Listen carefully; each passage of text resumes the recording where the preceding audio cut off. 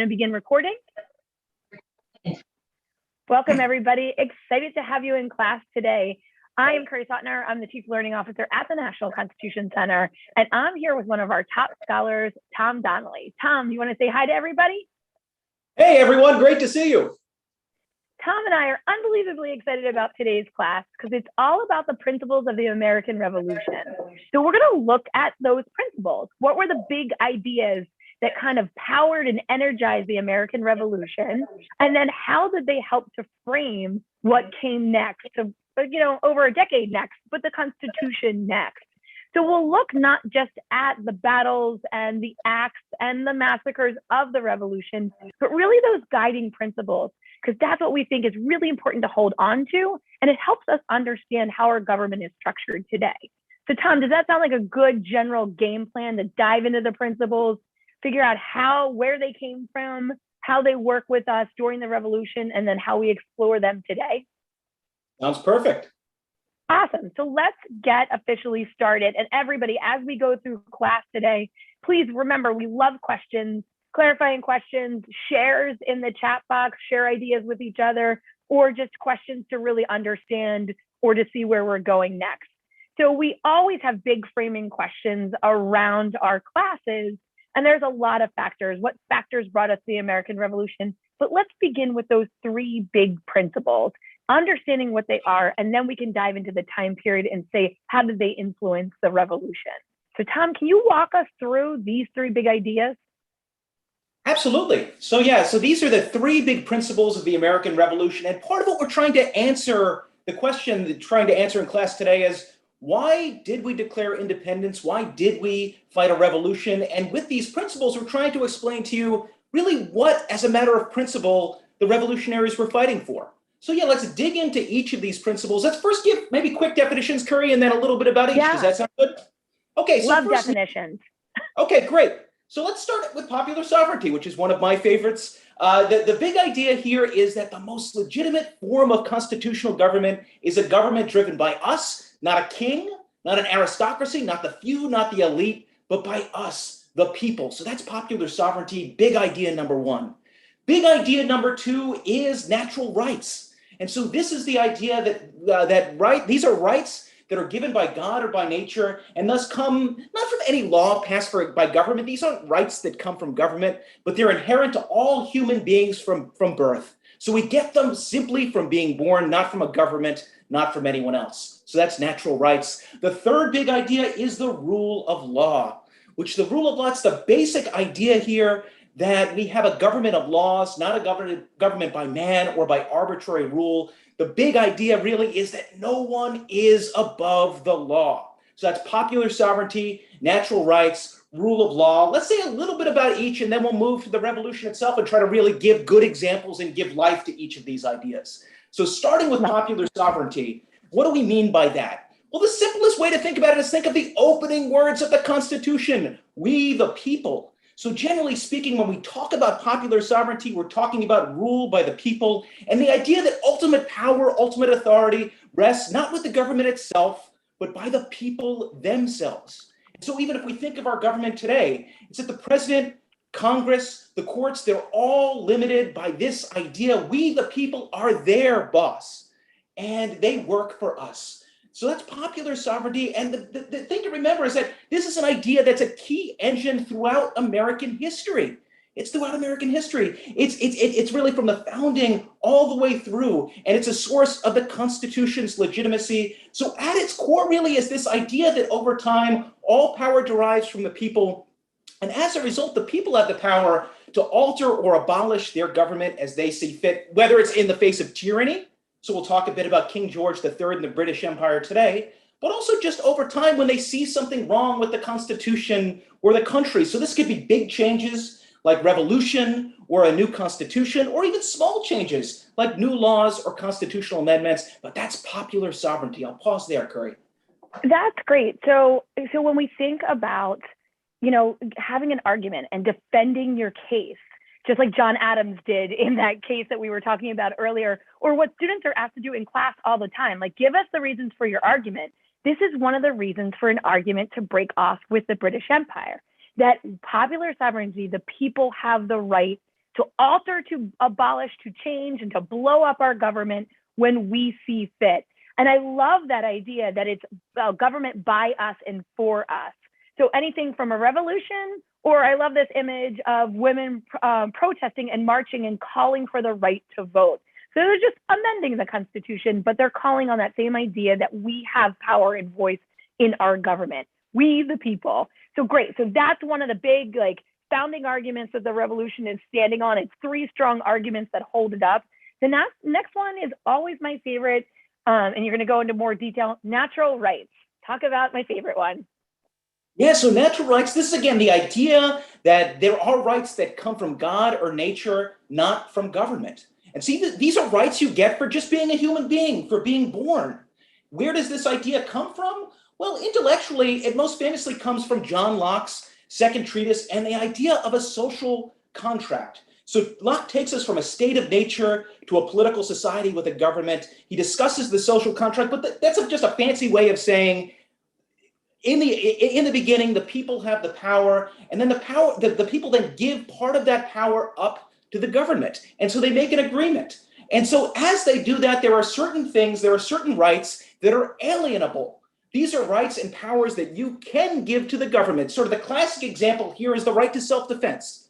So what we do when we create a government is I give away to the government my right to self-defense. The government then takes on a duty to protect me and the rest of us. So once we have a government, I can't just take the law into my own hands. I can't just use violence against someone who does something wrong to me. Instead, it's the government's job to keep us safe and to protect us. So that's the bargain that's made in the social contract. But the idea of natural rights is that there are certain rights that we simply can't surrender to government. These are rights that are unalienable or inalienable. And so here the classic example is the right of conscience. And so the idea is that because my religious beliefs or my lack of religious beliefs are the product of my reason, I'm not able to give them up. So we have a right and duty to make up our own minds about matters of conscience. And at the same time, the founders also believed deeply, as we've already said, in a right to alter or abolish government. This is another natural right that they thought we had. And this shouldn't be a surprise because we're a nation that's born in revolution. And the whole point of the social contract is to promote the happiness and security of the people. And so when the government doesn't keep up its end of the bargain, we then have a right to alter or abolish it, either changing it into a new constitution, as we did once after the revolution, or even fighting a revolution itself. That's great. And, for the students, you can start to see these things are connected. So the popular sovereignty, natural rights, they're connected. So you always have that power to be able to pull back the contract. So when Tom was talking about a state of nature, he literally was saying okay, we're in the middle of the woods all by ourselves and life is really tough and hard. But if we come together and create a government, we have more liberty, we have more freedoms in some ways, and we have more safety and security. But then we have to make a deal with each other about what powers we're going to give the government. And it literally is like a deal shake, like a handshake. That's that social contract. And so that social contract should work. And if it doesn't, we can go back to popular sovereignty and pull that ripcord and make it and change things. So they're very closely connected. And as we were thinking about how are the founding generations saying this is why we could have a revolution against the largest superpower at the time, that's what they're basing their argument off of. First, popular sovereignty, now natural rights under the social contract theory, connecting those together.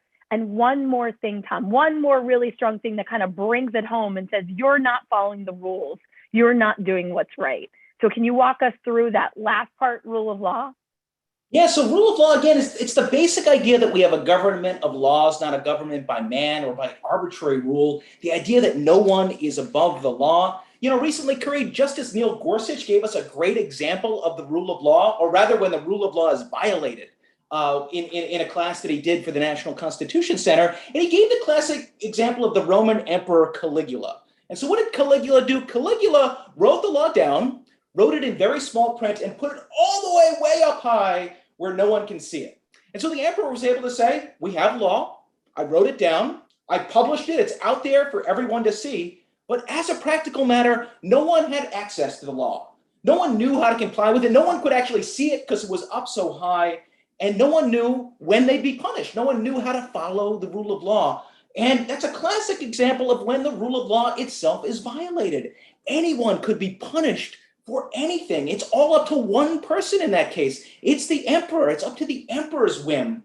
There's no process, no fairness, no equality, no requirement to follow reason, just the whims of that one person. And so what we learned from this story is that to satisfy the rule of law, laws should be knowable by the people. They should be possible to understand, possible to follow. They should treat people equally and fairly, and they should provide advance notice of what's expected. And so to satisfy the rule of law too, government officials themselves must also be accountable to the law. So those are the three big principles, Curry: popular sovereignty, natural rights, and the rule of law.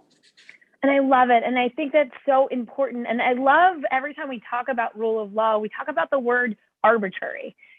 Things can't be arbitrary. They can't be uneven, unfair. They have to be clear, direct, and consistent, that you know that it's coming. Just like when we have school or class, that we have the same classes every day, we have consistency. So all three of those kind of big pillars hold up the reasoning behind why the colonists said, we're gonna break away with you. We're gonna have the biggest breakup ever in world history. And they wrote some of those ideas down. And we talk about this so often, but we never put those lenses on it. So do you want to dive into how they wrote it down and where we can see some of these ideas bubble up in the Declaration? Absolutely. So yeah, the Declaration of Independence, it's the formal declaration by Congress that the United States is an independent nation. And so it brings up a lot of different specific complaints about the king and parliament, which we'll talk about later in the class. But also it says some big things about our three big principles: popular sovereignty, natural rights, and the rule of law. And perhaps it's best to just walk through those famous passages that open the Declaration just to get a sense of where these ideas are found. So here are the key words. Here are maybe the most famous passage in all of American history. We hold these truths to be self-evident, that all men are created equal, that they are endowed by their Creator with certain unalienable rights, that among these are life, liberty, and the pursuit of happiness. Here we see a powerful vision of natural rights. We are born free and equal. We get our rights from God. We get them just for being us, just for being born. And these rights include life, liberty, and the pursuit of happiness. So that's the first key passage. Let's go to the next one. That to secure these rights, governments are instituted among men, deriving their just power from the consent of the governed. And so here we see a powerful vision of popular sovereignty tied to the social contract that Curry was talking about earlier. We give up certain rights, we give up certain powers to the government, and the government agrees to protect us. And now the next big passage here, Curry, is that you were on a roll. I didn't want to break you off. Oh, I want everyone to hop in or not. Sorry for the awkward silence. No, everyone. I was like, you go, you go. Let's go to this last passage here, and then we can pause. But that whenever any form of government becomes destructive of these ends, it is the right of the people to alter or to abolish it, and to institute a new government, laying its foundation on such principles and organizing its powers in such form as to them shall seem most likely to affect their safety and happiness. And everything is in there packed into this passage. We see the rule of law. In other words, we made an agreement with the government. The government agrees to keep us safe, to protect our lives, our liberty, and our happiness. And again, we see popular sovereignty, and their ultimate power lies with we, the people. If the government breaks that agreement that we made, we can take the power back. And then finally, we see natural rights. What's the most fundamental natural right of all? The right of revolution. The right to alter or abolish a government that doesn't promote our safety and happiness, the right to form a new government. So it's all in there in those famous passages, all three principles: popular sovereignty, natural rights, and the rule of law. And I love this. And students, if you're in the class or you're at home, and teachers, you can highlight these, and rule of law is yellow and natural rights is blue, and popular sovereignty is pink. And you can literally see the words connecting the dots and how they weave them together. Uriel shared in the chat this great quote, and it's perfect for rule of law. It's from John Adams: "A government of laws, not of men." So the idea that they stand consistent no matter who's in charge, no matter who they're applying to. There's consistency and expectations that they will be for all of us. So I love this kind of big ideas. Now, we're really talking about how they built this argument to say, how are we going to break up with the England? we're going to go through a revolution and why we're right. They were trying to prove why they were right on this. But the thing that always blows me away, Tom, is they went from being British to being revolutionaries, creating an insurrection and blowing it up with these great principles in under 2 decades, right? It's really quick. It's 15 years from when King George III becomes king. So how does it go so wrong so fast? Is really my question. You know, we get King George, we'll start with him, but like, how does it really fall apart this quickly? And, you know, make such huge, talk about, I know, you know, Akil's going to be with us on Friday, but like, feels like a Big Bang moment. I know the Big Bang takes 15 years, but like, it's a Big Bang moment for us, at least. Yeah, absolutely. And if you want a great new account of the American Revolution, I strongly recommend Akil Reed Amar's The Words That Made Us. His chapters in the Revolution are really they terrifically capture the constitutional arguments that drove the push to independence. And yeah, and what I love about the book is it does begin with King George III. And King George III becoming king on December 27th, 1760. And it's a reminder that for the American colonists, they were thrilled. They loved their king. They were proud British subjects. They thought that the British Constitution was the best in the world, that they were the freest and most prosperous people in all the land. And so they felt just as English as people, you know, all the way across the Atlantic Ocean. At the same time, if you were to ask the king, the royal officials, parliament, what do you think about the American colonists in 1760? They'd probably say, we don't really think about them much at all. You know, and as a result of that, it creates this practical reality where largely the British Empire is allowing the American colonists to govern themselves. And this creates an interesting problem as we get into the 1760s and onwards all the way to the Declaration of Independence. What are the American colonists going to do once the British Empire takes greater interest in what's happening in America? What happens if, as the British Empire needs more money, they start turning to the American colonists and impose new taxes on them, and also begin to burden some of the rights as English subjects that the American colonists value most greatly? And so maybe it makes sense, Curry, here to just begin with a few of the new laws that the British Empire is putting on the books in these years that begin the push towards independence. Does that sound good to you, Curry? It does. And I think I just want to echo your point because I think it's really important. Then we sometimes skip over it when we talk about this topic, is that the colonies had so much freedom and they had so much ability to grow and be more democratic, and then started to get, you know, that power put back on them in a very undemocratic and without voice and agency in their government. And that shift is like, no, we've had freedom. We know what it's like. You either make sure we're going to do this in a way that's in contract with each other, in an agreement with each other, or we're going to back out of this relationship. And it really is a fascinating look at all those pieces.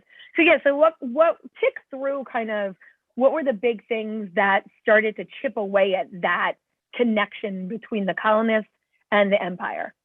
Yeah, so I mean, the one thing to note is that the British Empire had always passed laws that regulated certain things in the American colonies. So it's not as if they had no control, but these laws were often not really enforced. And so we initially see like a wave of the British Empire enforcing different trade laws, cracking down on smuggling. But then we see also, beginning in 1764, a series of new taxes imposed on the American colonies. And so the big thing here is that Great Britain was coming out of the 7 Years' War. It had a lot of war debt. It expended a lot of the war debt, a lot of the money that they spent on that war defending the American colonists. And so what they're trying to do with these new taxes in part is to raise money to pay down their own debt. The Americans were paying very little in taxes at all, and now they're trying to get them to finally pay some.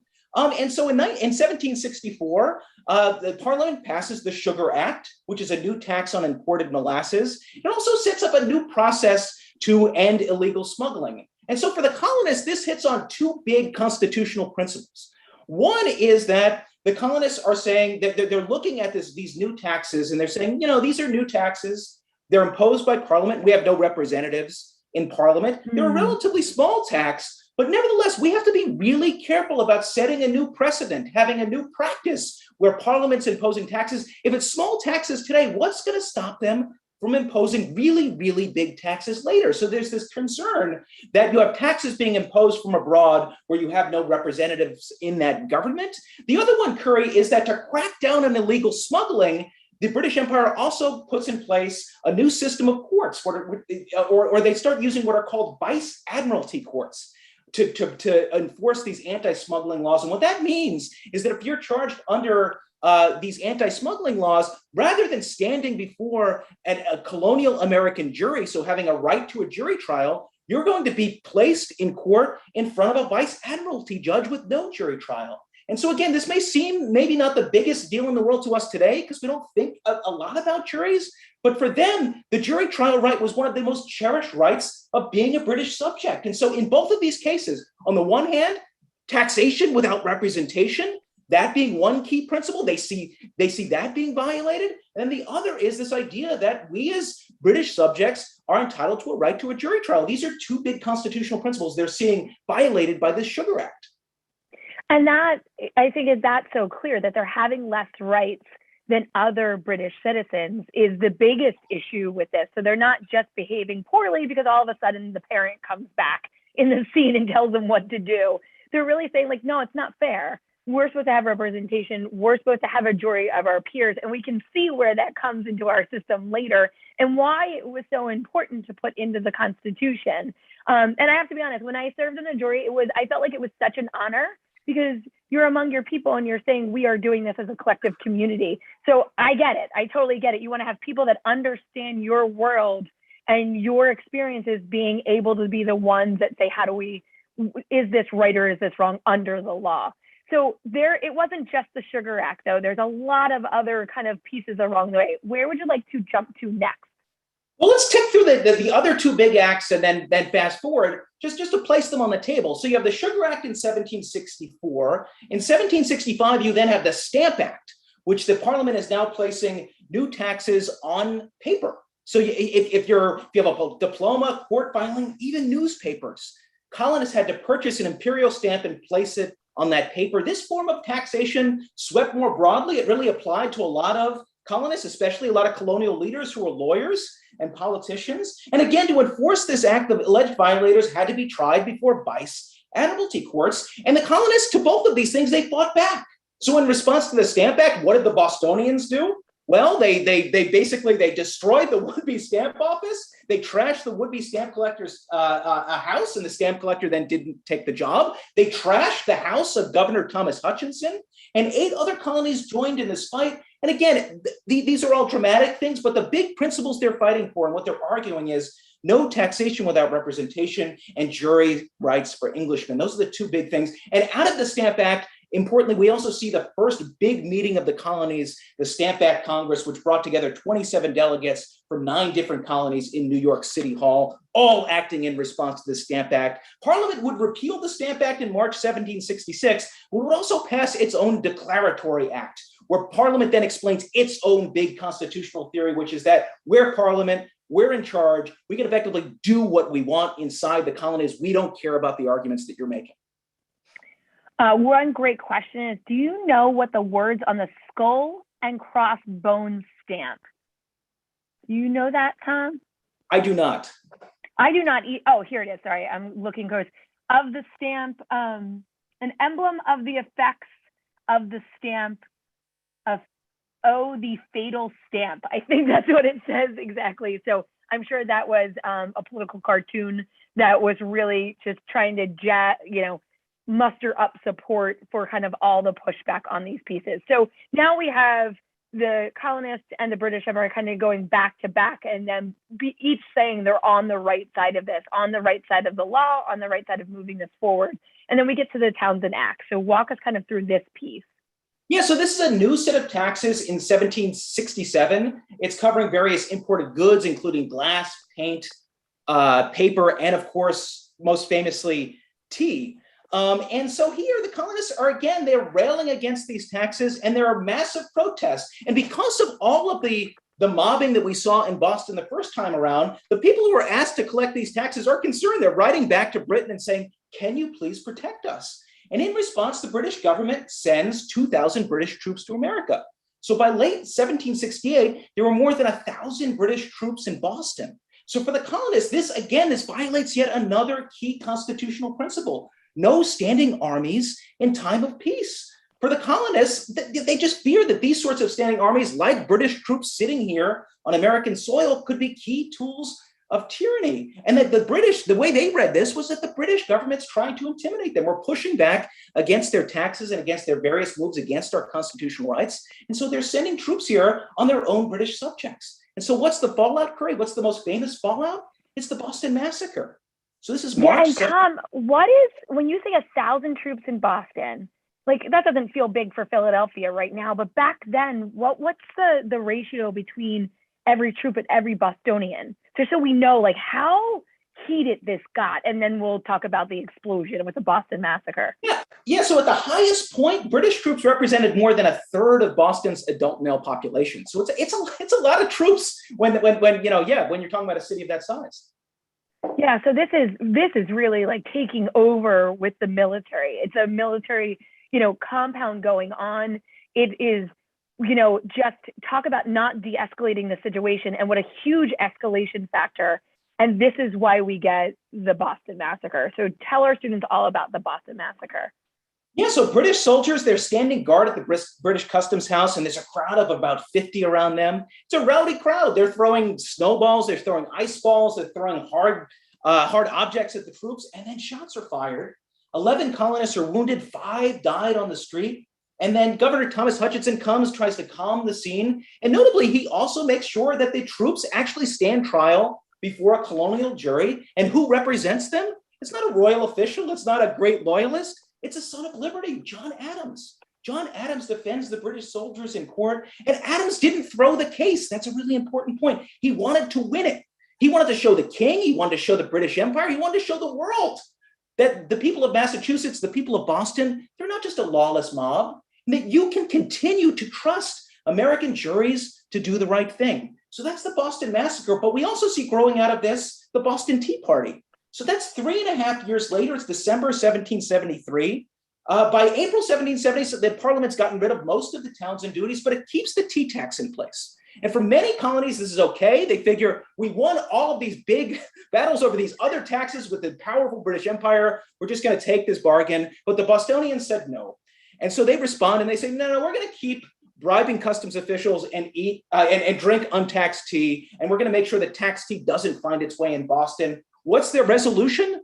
Well, the Sons of Liberty get together. They board ships in the Boston harbor and they throw the tea. How much tea is it? 342 chests of tea into the Boston harbor. John Adams describes the Boston Tea Party as this is the grandest event which has ever since the controversy with Britain opened. The sublimity of it charms me. And how did the British Empire respond, Curry? With an iron fist. So they respond with what's called the coercive acts. And these become a key turning point for the relationship between the colonies and Great Britain in many ways. So the coercive acts, they close the Boston harbor. They curb town meetings, take away powers of the Massachusetts General Assembly. They say for British soldiers and royal officials that they don't have to stand between local juries. They can, instead, if accused of crimes, be tried back in England. The colonists would call this the Murder Act, give you an idea of how much this one really annoyed them. And then they passed a new quartering act, which cleared the way for Britain to send more troops and to even house those troops in the Bostonians' homes. The colonists would call these the intolerable acts. Of course, the British Empire is thinking, what we're going to do is Boston, they're the worst actors here. We're going to try to isolate Boston from the rest of the colonies. But instead, the colonies rallied to Boston's side. So I'll sort of pause there, Curry. Yeah, and I think this is unbelievable because you're seeing kind of this, we need to make this work, we need to make this work, we need to make this work. And then by this point in time, this is when you start to see some major leaders who were trying to work things out and trying to make it better say, I don't think we can come back from this. They have gone too far, we have gone too far. So we have about 2 minutes to kind of wrap this up. One of the things that we talk about is, we always talk about the battles. We talk about Lexington and Concord. We talk about Concord Hill. We talk about the Continental Congress and the meetings. But Tom, I know you love to look at common sense. So maybe we end with looking at common sense and how that kind of brings together this ideas behind the principles that move us forward to say we can move forward and lead. No, that's great. So we have the coercive acts. You're right, Curry. Then we have the meetings of the First and Second Continental Congress. We have shots fired at Lexington and Concord. We have the Battle of Bunker Hill, where roughly 1,000 people are killed. And as we're getting to the end of 1775, the colonists really have to make their choice. Are they going to go with the revolutionaries? Are they going to remain loyal? And colonists remain divided. And then we have Thomas Paine's Common Sense, which hits the American colonies like a thunderbolt. It's published in January 1776. It's not written for the elite. It's written for the sort of the middle class of the age. And it ends up becoming a publishing sensation. What Paine does in many ways is he popularizes a lot of the high and fancy constitutional theory of the day for the average American colonist. And so Paine here, in the broadest sense, is calling for American independence, but he attacks monarchy itself, arguing that the idea of a king, hereditary power, has, quote, laid the world in blood and ashes. He builds from John Locke in social contract theory. So he looks at King George III here. He's saying that he owed the colonists protection and happiness and protection of key liberties and rights, and that the king violated this social contract. Therefore, the American colonists under social contract theory had a right to revolt against the king. But Paine went even further. In Paine's view, monarchy itself ran against common sense. America, what we learned from Locke, is that we are all born free and equal. None of us are born to rule. None of us are born to follow. So in place of monarchy, Paine argues that the colonists should establish independent republican states driven by the people themselves, not a king. And finally, he said, look, it's absurd for a big, dynamic, growing nation like this America to continue to be governed by a small island across the sea. And so in the end, that violates common sense more than anything else. And what's amazing, Curry, if I could just end on the Declaration, because we started there, is that okay? Yeah, perfect. That's where I was going. Yeah, and so what we end up seeing here is then the common sense, a lot of these arguments then filter their way into the Declaration of Independence. So we began with this question of why did the American colonists declare independence? And I would just say, go back to the Declaration of Independence itself. It's in there. It's in there. It's where the colonists are explaining what the King George III in Parliament did wrong. In effect, they abused the rights of the Americans. They said, quote, engaged in a long train of abuses, the British government had imposed taxation without representation. It violated the cherished right to a jury trial. It sent corrupt and abusive judges and royal officials to America. It sent standing armies in times of peace without the approval of the colonists. It closed the door to colonial assemblies. It shut down American ports. And the king himself had let the colonists down. He hadn't stood up to Parliament. He didn't stop the abuses of his royal officials. And in fact, he himself had abused the rights of the colonists, is what they say in the Declaration of Independence. He declared war on them. He violated the social contract. And finally, he hadn't listened. Throughout all of this period, Congress and the various meetings of the colonists, they're petitioning the king. They're saying, King George III, here's what's going wrong. Here's what Parliament's doing. Here's what your royal officials are doing. Hear us, help us. And he simply ignored these pleas. And so in the colonist view in the Declaration of Independence, here is the key language. In every stage of these oppressions, we have petitioned for redress in the most humble terms. Our repeated petitions have been answered only by repeated injury. A prince whose character is thus marked by every act which may define a tyrant is unfit to be the ruler of a free people. And so King George III and the British Empire had to go. And I think that's amazing, because what they're saying here is we followed all the rules. We played by your game, and still you never, ever did it. So going back to those three big ideas from the beginning, that the people then have that power. They took away natural rights. They didn't follow rule of law. So we're going to engage popular sovereignty and rule of law and natural rights and take back this country and have a revolution. So again, it is a balance between the three. It is not under light terms that people have a revolution, and they clearly show that even though it's quick in those 15 years, over and over again. I think that's so important to hear we petitioned the government. We asked you over and over again to follow the rules of the game so we could be a part of it. And again, explains why we have that in the First Amendment. Tom, thank you so much. That was a great class. We got through a ton, and I love the big ideas and how we could see them happening or not happening in each stage of the revolution. So thank you so much, students. Great conversation today. If you have any questions, we'll hang around for a couple of minutes. But thank you all so much and have a great day. Great. Thanks so much, Curry. Thank you, everyone.